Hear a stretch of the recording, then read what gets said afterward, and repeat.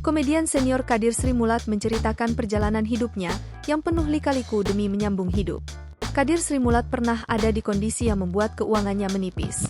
Selama 5 tahun tak ada kerjaan, Kadir Sri Mulat harus menjual rumah, mobil, dan tanahnya.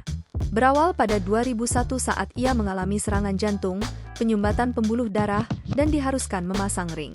Pada 2006, Kadir akhirnya memutuskan untuk menjual tanahnya di Tambun.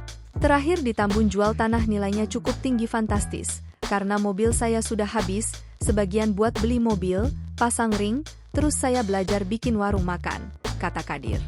Uang penjualan asetnya itu selain untuk pemasangan ring jantung, digunakan Kadir untuk mencukupi kebutuhan sehari-hari. Pasalnya, setelah pemasangan ring ia tak kerja sama sekali. Terakhir itu saya jual tanah saja. Kalau jual rumah itu buat sehari-hari saja karena saat itu saya hidup nganggur.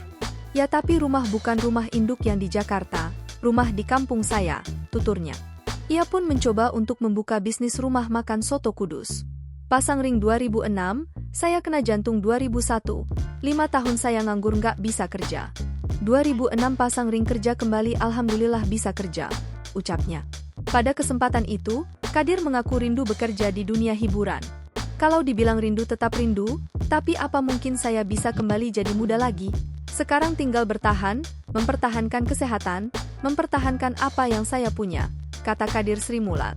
Download Tribun X sekarang, menghadirkan lokal menjadi Indonesia.